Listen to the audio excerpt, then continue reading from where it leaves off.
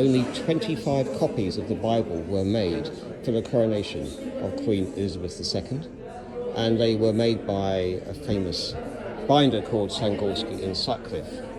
These were made 2 for the Queen, the rest were given to the heads of the Commonwealth at the time, and this one is one of them. It has come into the possession of the Museum of the Book, and David and Eva are the owners of the Museum of the Book. Hello. And they have lent it today for a coronation ball that is taking place in my livery company, Stationers Hall. Not only have they lent that, and by the way, it also used to at one point belong to Harvard University. They've also obtained 2 copies. This is a copy of the committee that is responsible for organising the coronation, the Privy Council, and this is the official proclamation of the ascendancy to the coronation of Queen Elizabeth herself. So this is one of the ones that would have been displayed outside the royal palaces, for example, Buckingham Palace and St James's Palace. And if you pause it and read the membership, you'll see that it's all related to the royals, talking about their uncle, a most counsellor, etc., etc. And here's a bit more information about the Coronation Bible itself as well. And lastly, here's a lot more information, which I hope you can read again, about this absolutely stunning, wonderful example of the craft of bookbinding. The peak of bookbinding, really, as made for the coronation of Queen Elizabeth II. Which 9-year-old girl is staring at us here? It's Princess Elizabeth, to become Queen Elizabeth II with her sister Margaret. This is her mother, the Queen Mother, to become, and this was her father, George VI, and they are in St Paul's Cathedral in a big procession celebrating their fathers. This is the baddie, Edward VIII, the man who resigned, and look, he's wearing the hat, bearskin hat belonging to the Welsh Guards there. Not like a leek, although it looks like one. It's actually just the symbol of the Tudor family. And this is their father, George V. He was to die within a year of his portrait being made, and very few people knew that the drama would happen afterwards would be the abdication of his eldest son and the forced monarchy of his younger son, who, as we know in the film The King's Speech, had a great stutter, and in the Second World War needed to prove what he could do for the country. So this was this is painted by a man called Frank Salisbury.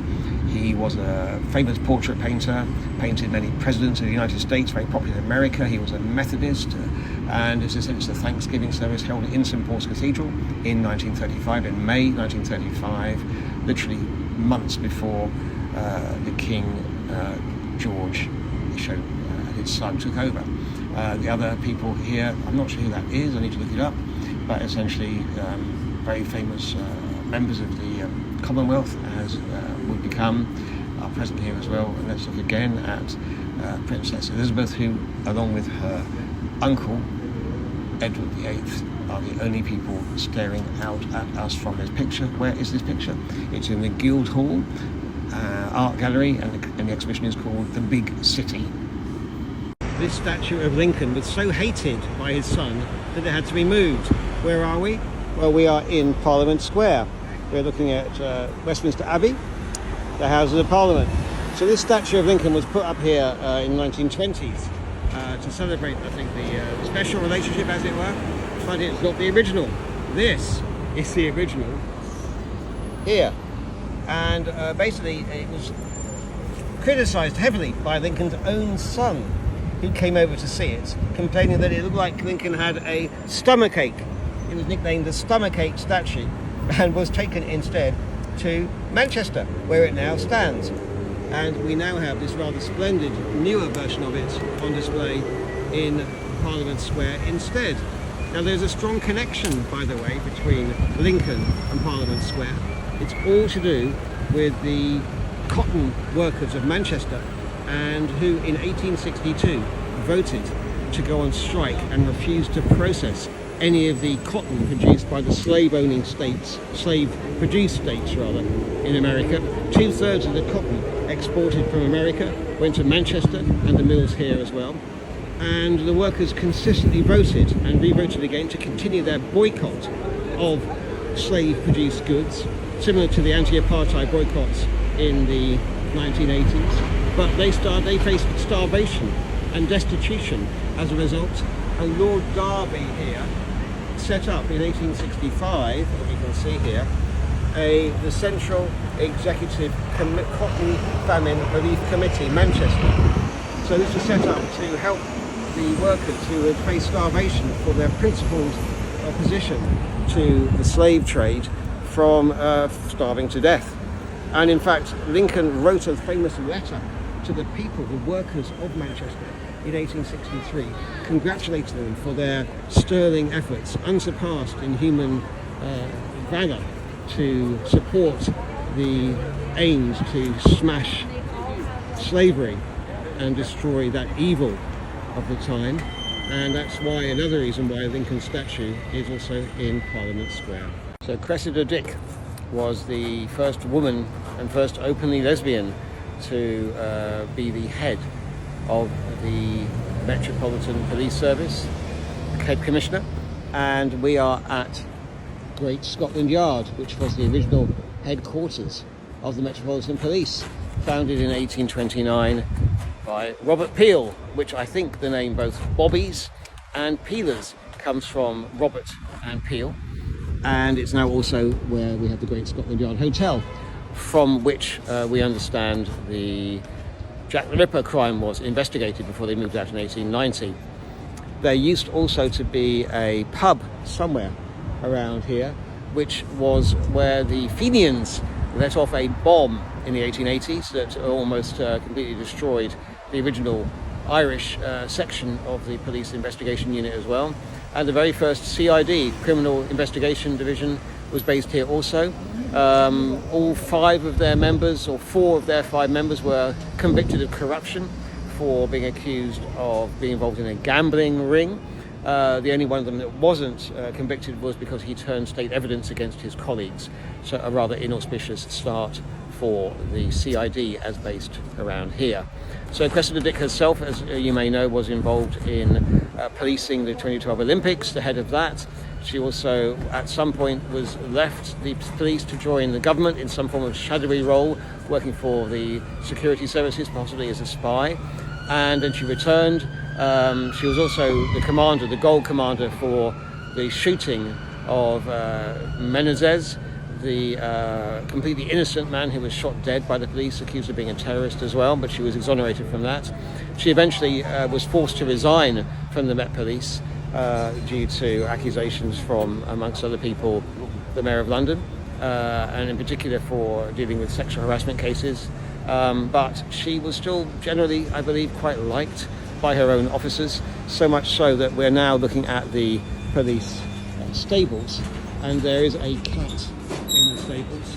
And if you look really closely, the name of the cat, as shown here, is actually Cressida, and the instructions are, do not let the cat out.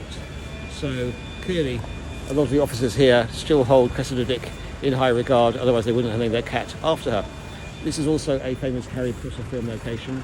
Just over here there would be a telephone box in the films in which Ron and Harry and Mr. Weasley rather would disappear on their way down into the Ministry of Magic, so you normally get lots of Harry Potter tour groups here. Anyway, lots of history in one place. Bye. This beautiful book, which I bought yesterday, printed in 1648, as it said, was caused by a terrible event that happened right here, literally on the pavement above here, in 1649. It happened on the 30th of January 1649, and it was the execution on this site by Oliver Cromwell's parliamentarians of this man here. This is King Charles I, and this book was published. It's called the Eikon Basilike, if you know your Greek. It was published to explain his life. It was full of his own secret writings that had been recorded in captivity, and effectively it was meant to be proselyting on behalf of his ideas. It became very, very popular, although it was suppressed by the parliamentarians almost immediately, went through several reprints. And why does it say 1648 if he died in 1649 here at the banqueting house? The answer is that until 1752, the calendar changed from one year to the next, not on January the 1st, as we used to, but on March the 15th. So that's why this was actually printed, therefore, sometime between January the 30th and March the 15th in 1649. And it's full of his thoughts, his wisdom. Basically, people who supported him wanted to show what a wonderful king he was, although he'd obviously been executed. And there's a really sad chapter towards the end of it, by the way, just here, the penultimate chapter, in which he, apologies for this, in which he writes a letter to his son, who went on to become King Charles II. And he talks about here, it says, "When they have destroyed me, for I know not how far God may permit the malice and cruelty of my enemies to proceed, I do beseech God not to pour out his wrath upon the generality of the people, who have either deferred me or engaged against me through the artifice and hypocrisy of their leaders." So he's basically saying it's not the people's fault, don't punish them, it's the fault of the government. And of course, King Charles' son, Charles II, took this to heart, as he indeed did hunt down and execute right up where now Trafalgar Square stands, every single one of the regicides who had signed, or as many as he could find, had signed the death warrant of Charles I. So this is an amazing historical book, bound by Sangorski and Sutcliffe. By the way, the time of day that King Charles was executed was 2 o'clock in the afternoon. If you look really closely at the clock opposite here, on horse guards, through which he walked when he was executed, can you see that the clock time has a black mark against it at 2 o'clock? That is a demonstration of the execution time of King Charles I, commemorating for many people what is a black mark on British history. So an amazing book that I bought recently, which is incredibly interesting, and the time of death is marked. So I'm in the Imperial War Museum. Let's talk about the background as to why America joined the First World War. And it was all because of this secret telegram.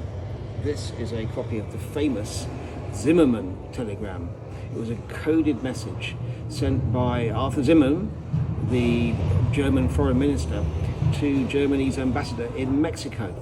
And once decoded, it revealed a German plot that Mexico would take the side of Germany if there was a war with America, in return for which Mexico would be awarded American territory.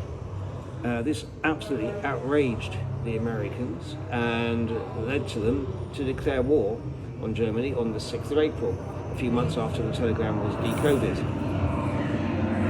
Here is some information about it. You haven't got to leave the museum. Yes. But we're close. This is an extremely rare magic book, signed indeed by Derren Brown, on sale for hundreds of pounds on eBay. And I am in the Magic Circle headquarters, as I am actually, amongst being a tour guide, I'm also a member of the Magic Circle. And I've just been to see Derren Brown here today. He's launched his new book called Notes from a Fellow Traveller, and everyone here today is a magician. It's completely sold out. We're going to collect our own personalised signed copies of it from him at the queue that's going up here, and I'm going to start going up the stairs to show you what else is here. So this is the Dedi, the earliest known magicians who cut the head off a duck, and that is a still form of magic that is performed today. And we've got Reginald Scott, who wrote the famous book, The Discovery of Witchcraft, which is the earliest sort of known book that actually describes magic effects. Fantastic book, worth £100,000 nowadays for a good copy of it. Okay, 1584. My friend Kaz. This is Isaac Forbes, a famous conjurer who was portrayed in Hogarth's picture called Southwark Fair in the 1730s or thereabouts, etc, etc. Sorry about that. And going up the stairs, we've got the Great Lafayette. We've also got here someone in the way, so I can't go up that way. So I have to go down the back stairs to get in the queue, I assume. Oh yes, that's the way up. Yeah, very good. Okay, that is Houdan. And Derren Brown is around the corner in here, but I'm not allowed to go in yet. I have to get in the queue. Right, let's go down the stairs again. If you come to London Bridge Station, there's a surprise just around the corner. That's going towards the tube, but if you turn to the left, you might hear something in the distance. Just have a look at this. There's a fully configured real pipe organ here for anyone to play. Just turn up, and yeah, here we go. Someone is playing it.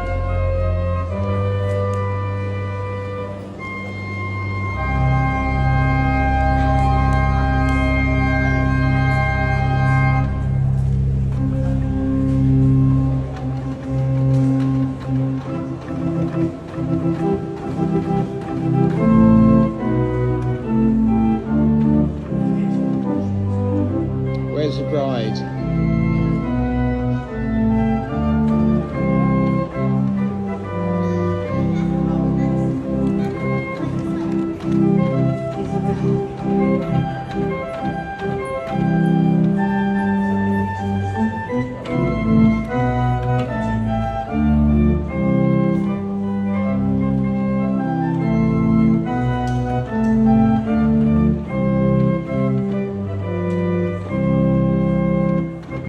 Look at the architectural details here in Bellenden Road, in trendy Peckham. I've been here 25 years. I've just today noticed a few things here.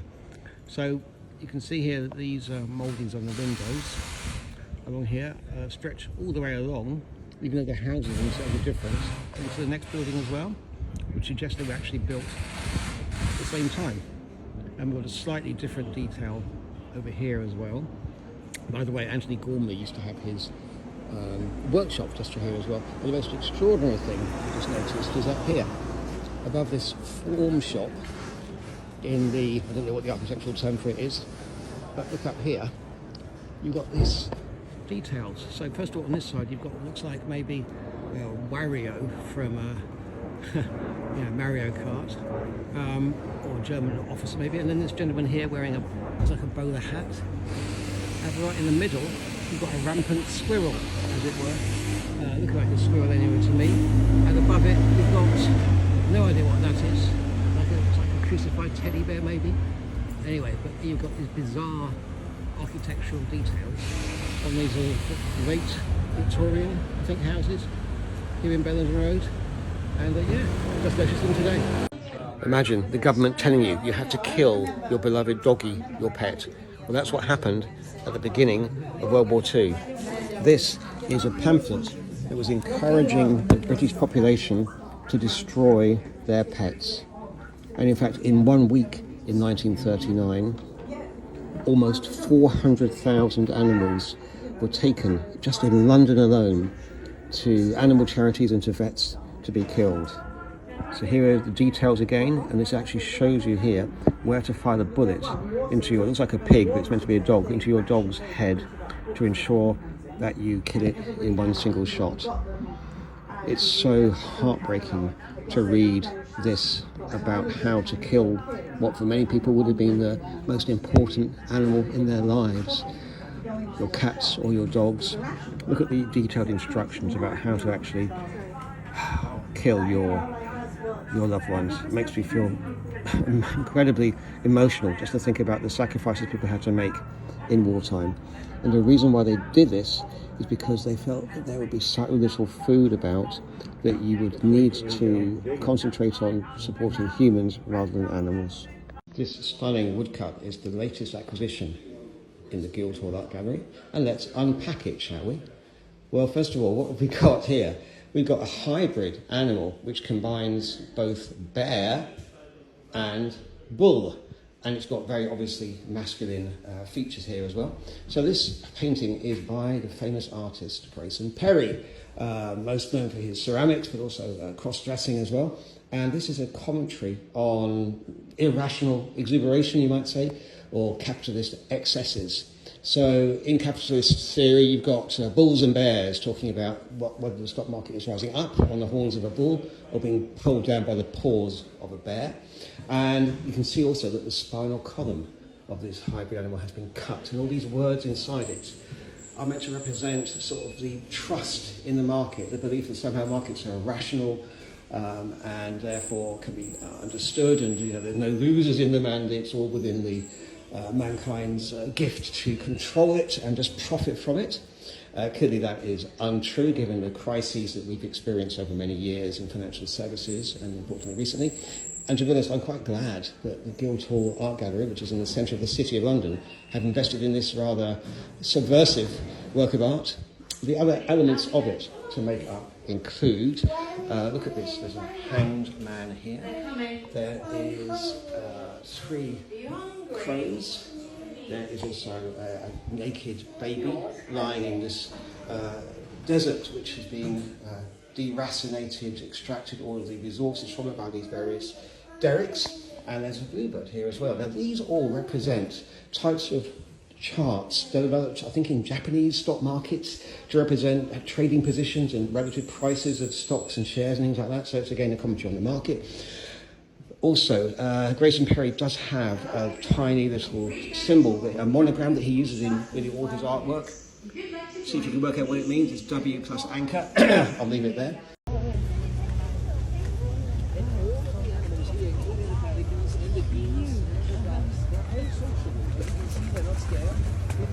Don't you worry, they don't attack.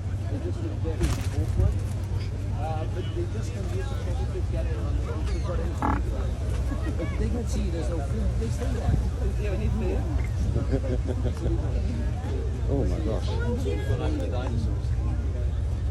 He's wagging his tail. Oh, that's the biggest one, yeah. Oh, yeah.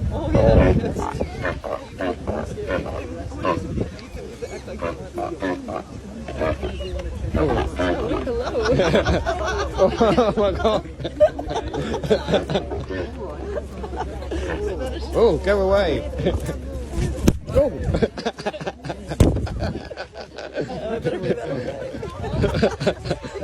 Whoa.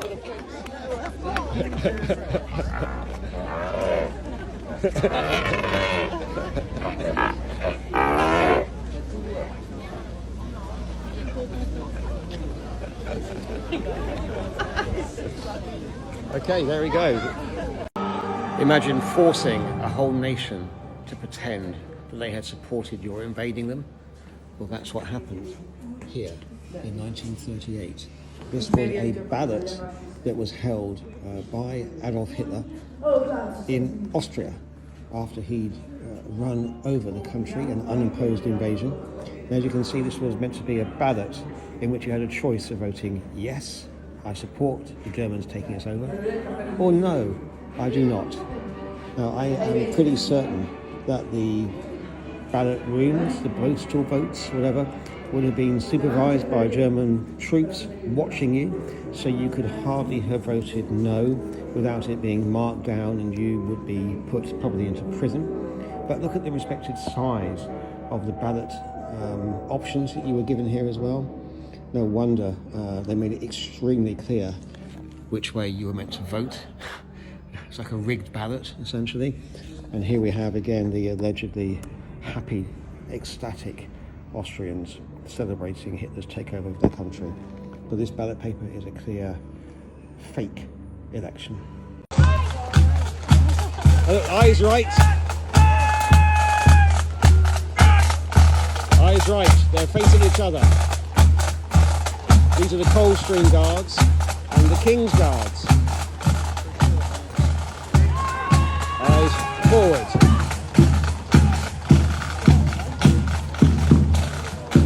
How fantastic is that?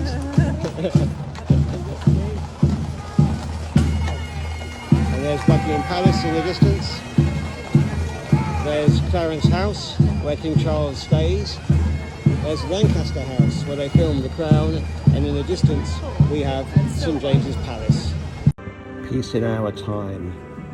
I have in my hands a piece of paper. And this is the very piece of paper that was signed by Neville Chamberlain, Britain's Prime Minister, with Adolf Hitler in 1938 in a fake agreement which of course Adolf Hitler had absolutely no intention of honouring, signed September the 30th, 1938, in which they resolved for peace agreements as a symbol of our two nations' willingness never to go with war for one another again.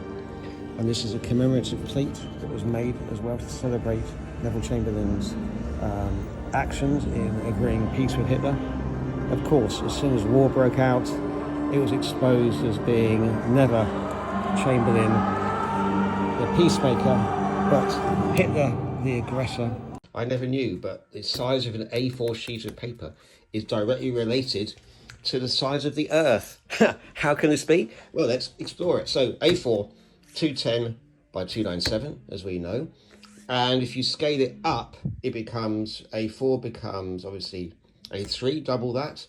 Then A2, which I have here. And beyond that, A1 and A0. And let's start with A0, which as it happens is 1189 by 841.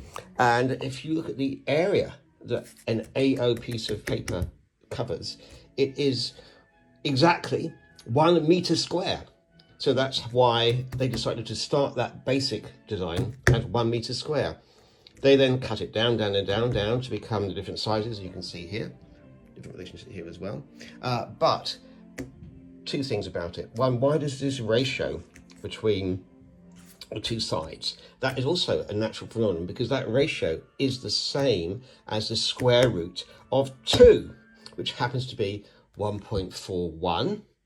Thinking about that, if you're photocopying, by the way, you might remember that if you're blowing up from a 5 to a 4, you have to put the percentage increase as being 1.41 as well. That's where it comes from too. And then why was a square meter created? It's because it happens to be a fraction of the circumference of the Earth. 1 square meter is 1/10 millionth of the distance between the North Pole to the equator. So all these standards were created in, I've just discovered, 1922. Therefore, the size of a sheet of A4 paper is directly related to the size of the Earth. By the way, one small extra thing.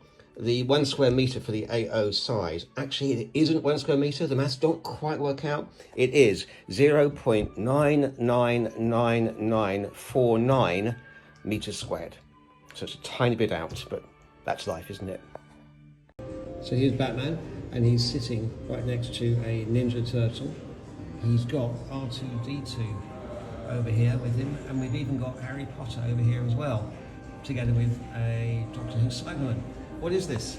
Well, where are we, first of all? We're in the Conrad Hotel, which is right by Westminster, near the Houses of Parliament. This is an artwork called The House Always Wins by two artists called the Evil Robots. That's Evil Ed and Dan Robotic. And it's meant to be a satire on how the House of Parliament, Houses of Commons, is basically always shouting at each other, angry, but never really doing much and always in it for themselves. Hello, this is Super Mario as well.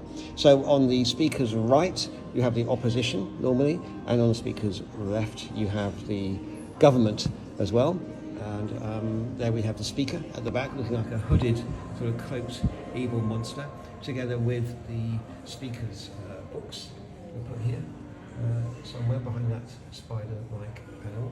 And often this does get vandalised, I'm afraid. If you look here, you'll see that this particular toy is loose, so obviously someone's pulled it off and put it back on again. I'm not taking it, obviously. But they do replace them, so I've often seen several removed here and put back again. Anyway, I think it's a fantastic, playful example of a satire on Parliament, basically saying they're a bunch of toys shouting at each other, doing nothing, and always on the take. Hi, it's David here. So forget about your Pret, your Starbucks, your Costa. This is where it all began 370 years ago. Around the edge somewhere of this churchyard of St Michael Cornhill, a young Smyrnan merchant called Pasquale Rosé set up a tiny little stall against the edge of the churchyard. But this stall changed the world. It became the very first in the country coffee house. Now, coffee houses were so important to the history of this country because they allowed people to get together, formerly repressed under Charles I, without being drunk to take on discussions of anything. Trade, commerce, intellectual pursuits, academic studies, astrology, astronomy, scientific endeavour. Everything was enabled by the coffee houses, so much so they were known as penny universities. And it all started on this spot. Today I want to tell you about the hidden code in old books. So have a look at this. Often you'll open up an older book, so get out an old book from your shelves if you've got one. I know, Frankie. And if you open it up, you'll often find at the bottom of some pages there are these strange little letters of the alphabet. So we've got D here. By the way, look at this poem, it's one of my favourites. D, further on you've got F, and there'll be an E as well. Why are these here? Now, you don't get these in modern books so much, just in older ones. The reason is it's one of the early methods of printing. For example, imagine you want to print a book. Printing one page at a time is really inefficient. So instead you make up a large sheet on which you have multiple pages that you print on both sides. And this bit of paper here shows you how to set up 16 pages of print on one single sheet of paper. So you get the galleys, you put the type into this, and you have to remember this is called imposition. That's the technical term for it. And it's the correct numbering of all the different sheets on paper to get it the right way round, so that when you fold it once, twice, three times, then all the sheets of paper are in the correct position, so that when you cut the pages at the top or trim them at the bottom as well, they're in perfect order for a section of 16 pages. But often mistakes get made in the bindery, and it's very expensive to undo them. That's why at the bottom of each of these first page in the 16 sections, you would have what's called a letter of the alphabet, which is also known as what became a signature. And that's why in older books especially, which were hand-bound, and more automation nowadays, you've got these signatures at the bottom of the pages. Now, this is a very ancient tradition, by the way. For example, if you look at this book here, which was printed in 1548 in Italy, it's by the famous Venetian printer Aldus Manutius, you've got here sections as well, including up to H, starting here. By the way, also note that at the bottom of each page, they have a little crossover where they put the first word of the next page there, which also helps with checking that you've got the pages in the right num, etc, etc. Another thing they often did was they left out certain letters in the signature which were too similar to each other in case they made a mistake. So you've got I here, and then it goes straight through. There's no J, you put K in instead, because otherwise you might make a mistake. So that's why the hidden code of books, you've got these bizarre letters appearing at the bottom of each page. I've got one of my special treasures to share with you here as well. This is one of the oldest books I possess, printed in 1502 by the famous printer Aldus Manutius again. Misprint here, Propertius, it should be instead of Propitius. He left out that he was in such a hurry the first time round. And again, you've got sections here, A, and the first few pages in a signature of this age would often be numbered, and then after the fourth one, they didn't bother. And again, you can see it comes through to B as well. So this tradition of putting signatures into book bindings goes back to very early books, and it's still often read nowadays. Modern books, because they're automated, you don't really get them so much, but still have a look out for the secret hidden code in your books that show how many pages were in one of the signatures or gathers when it was printed up. This is a plot. It's a supposed parliamentary inquiry into the Great Fire of London, made in 1667, but in fact it was such an anti-monarchical document, in particular attacking King Charles's brother James II, that it was suppressed by King Charles, never actually presented to Parliament, and instead was privately printed by the committee themselves. So what's the agenda here? Well, they talk about popish priests and Jesuits, so you can see they're already out to attack Catholics. The reason being that we were surrounded by Catholic countries at the time, that we'd had the gunpowder plot, and essentially they viewed them as being like fifth columnists, like terrorists inside the country, out to usurp Parliament and our new preferred religion. So, for example, if you look at page 19 of this document, you'll see here that one of the reports is of a woman was found in the street, and then a Frenchman was found, and it was actually presented to the Duke of York, who would have been James, so that's the king's brother. And then the Duke took him into his custody and said, "I will secure him," but he was heard of no more. That's a suggestion, therefore, that James was secretly covering up people who were responsible for firing the City of London. Okay, there's a second one on page 23. Let's open it up to page 23 towards the end. It says here, okay, yes, so we found in his pocket a bundle of papers closed up with wax like a picket, which was delivered to the Duke of York. I know not what was written, nor the Duke, nor what counterman looked like, but and etc., etc. It goes on to say, and what became of this fellow after we delivered him to His Royal Highness the Duke of York, I have not heard. So again, there's an accusation there that the Duke of York was not taking the seriousness nature, which is unusual because he actually was responsible for saving most of London. Samuel Pepys, the diarist, had woken him up when the Mayor of London had refused to act on the opening night of the fire, and he'd actually gone about great good deeds. So a bit unfair, really. What else is there? Page 24, towards the bottom, it says here, there will be a change suddenly. So people were suggesting that something was going to happen very soon as well. And then on page 27, there's another bit of evidence from someone here. It says that the king resolved to commit himself into the papists' hands. So actually this was an accusation against Charles II himself, that he also was going to become a Catholic. Ironically, Charles did convert to Catholicism on his deathbed, so perhaps that was true. And King James did succeed him in 1685 as an overtly Catholic king. Now, Parliament couldn't cope with this, and after 3 years, what's called the Glorious Revolution, his own daughter, Mary, and her husband, William, who was actually already a grandson of King James I anyway, so connected, were ushered in. We had a parliamentary constitutional democracy from that point onwards, and that was the end of any Catholic monarchy in this country. And it's still illegal in Britain to be Catholic and a monarch. This is the tombstone of the writer of the Sherlock Holmes books, Arthur Conan Doyle. He was a spiritualist and was buried standing upright in terms of spiritualist beliefs. Towards the end of his life, he did develop some rather unusual beliefs. In particular, he was ridiculed for writing this book, The Coming of the Fairies, which does indeed seem to be irrational compared to the logic of Holmes. I'm in the Portsmouth Holmes Museum here.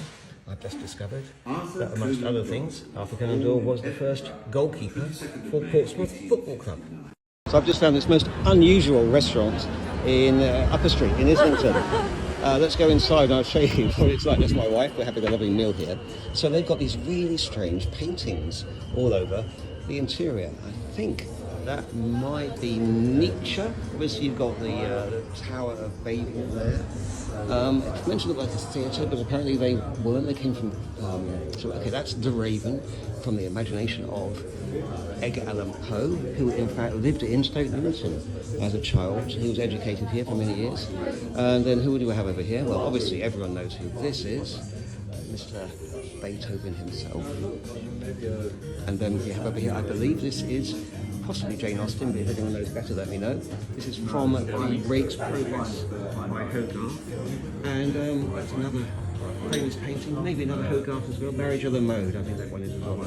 Anyway, please come to this restaurant, the Mercure, in Islington. You even get the chance to go upstairs and sit in one of these special little booths that looks out over the restaurant as well. But anyone else knows the references to the famous people, including those paintings that I haven't picked up on, please let me know. Hello, Charmin. Say hello. There's a fascinating tombstone in this ancient City of London church, St Mary Abbot Church, built by Christopher Wren after the Great Fire of London. And this is the tombstone, so have a look at this and see what you think of it. So near this stone lies interred the body of Mrs Mehitabel Roebuck, widow of Ebenezer Roebuck, Esquire, late of Croydon in Surrey. She died at Sydenham in Kent, 1782. Also, in the same vault is deposited the body of her most beloved friend, Mrs. Anne Wilson, wife of Mr. William Wilson of this parish, who died at Sydenham the 21st October 1788, aged 60 years old, justly esteemed by all who knew her. So this to me suggests that their friendship may have been so dear that they decided to be buried together separately from their husbands. I wonder what that could potentially mean. Anyway, it's absolutely fascinating. I've been asking around inside the church here, and no one seems to know much about it. But anyway, we're in the middle of the city of London, St Mary Abbot Church, and this is the mysterious tombstone. So this is the famous London Stone. It's been moved into this nice new area, but before then it was like behind railings with crisp packets hidden inside it. It's very, very ancient. No one knows how old it is. It may even be Roman, and it was already called London Stone in the 12th century. Now, there was a man called Jack Cade, a famous rebellion leader in 1450, who struck this very stone with his sword and declared himself to be the Lord of London as part of the Jack Cade revolt against the corrupt government of Henry VI. It's been moved around a few times since then, and it was actually inside an alcove in a church called St Swithin's Church that was on this very site, but the church itself was destroyed in 1962, demolished, and then it was redeveloped and has now been here since 2018. So look up the London Stone and you'll find this amazing history in the centre of the ancient city of London. There's a beautiful hidden garden just off busy Victoria Street here in the centre of Westminster, and it's right through here. Now I'm going to speed this bit up.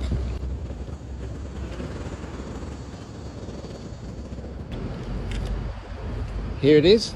It's called the Onion Garden, and it's by one man's vision. His name is Jens, and oh, there he is.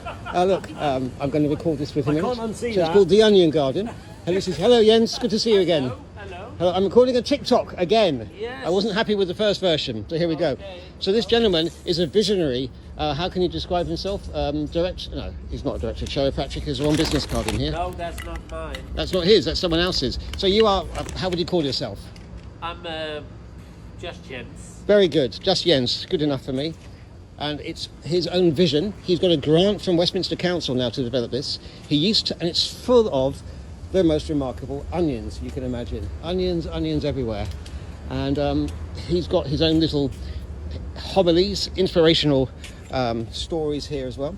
And basically, it's a beautiful little place that's a real visionary grotto away from the bustle of Westminster itself.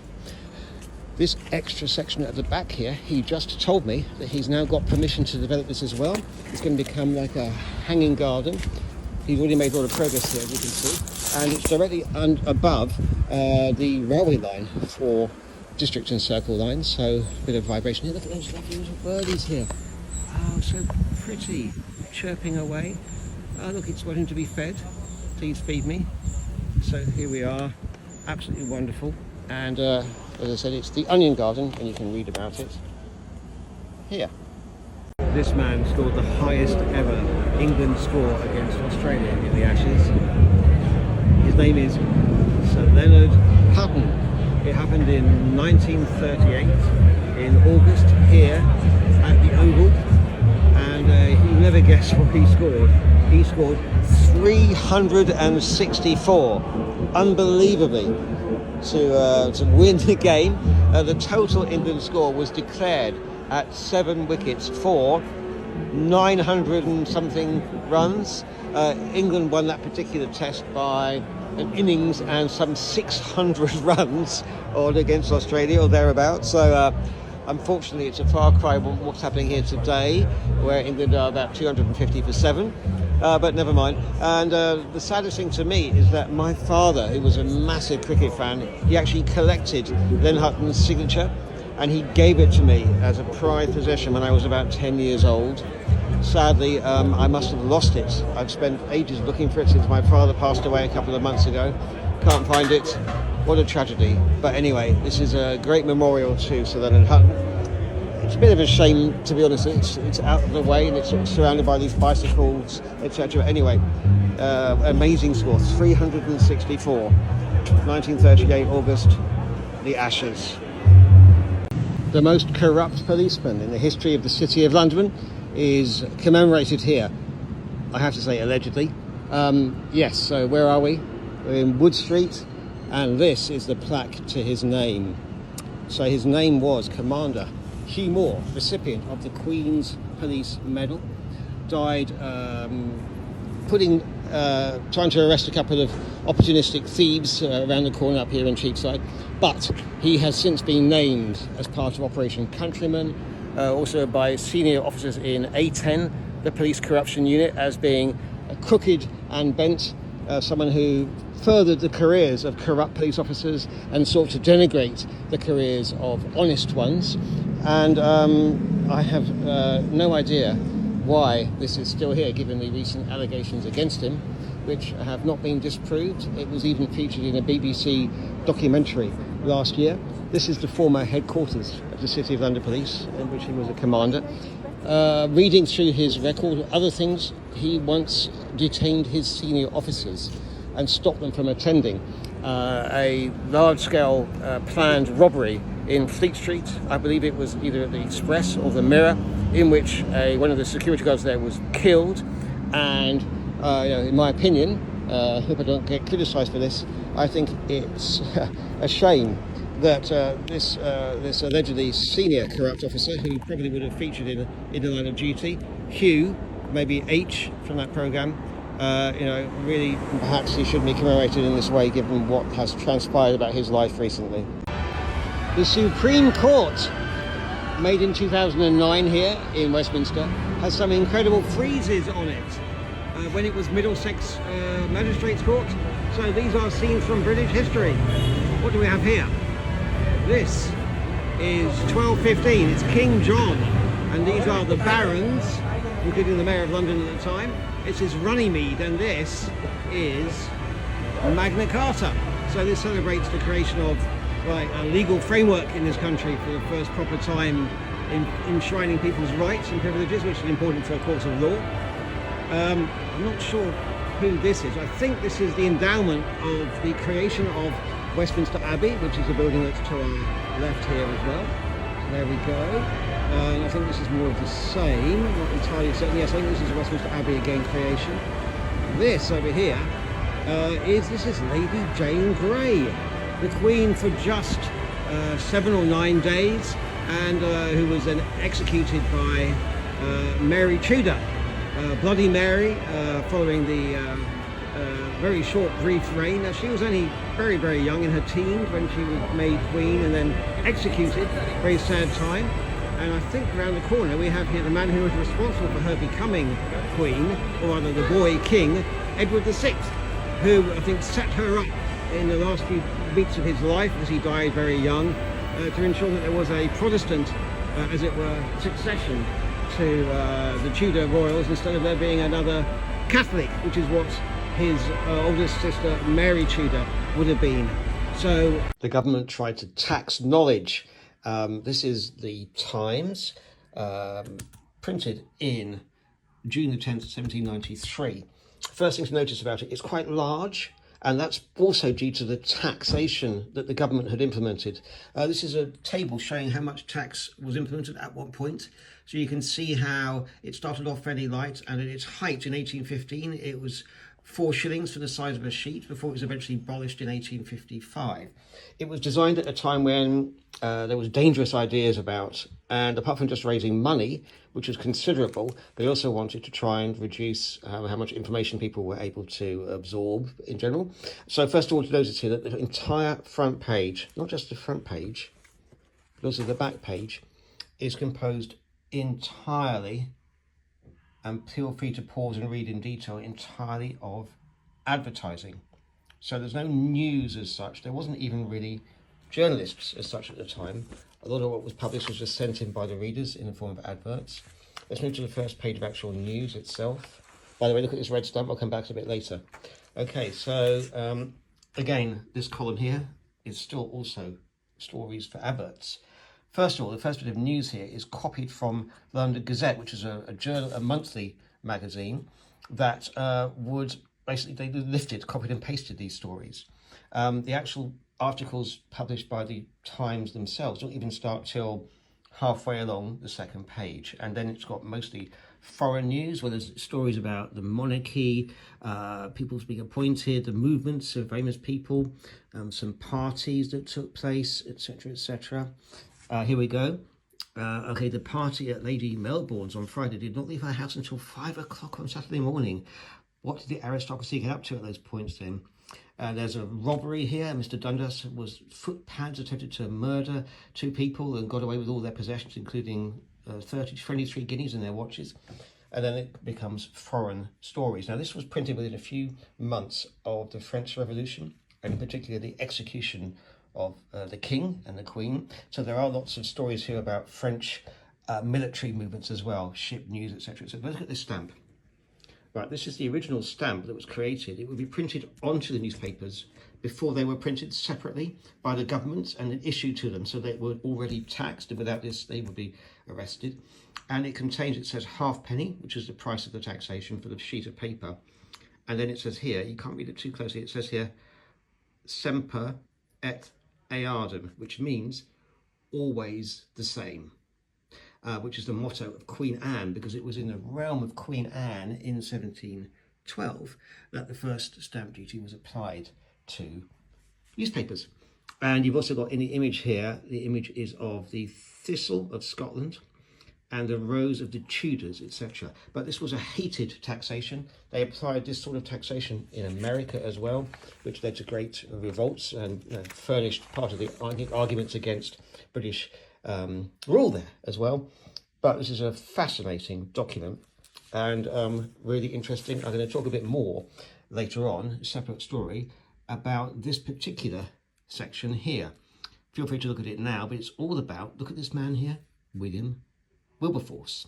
A separate story. This is the incredible 1930s interior for Eltham Palace, built by one of the wealthiest families in the country, the Courtaulds. And it was done next to a medieval palace built by Henry VIII, but they commissioned the highest quality 1930s, sort of an Art Deco style, to celebrate the house that they were renting. This was opened in 1936, and just look at the gorgeous interior that's been preserved, almost exactly what it would have been for the Courtauld family. Magnificent domed room, and there's a pivot to the wing.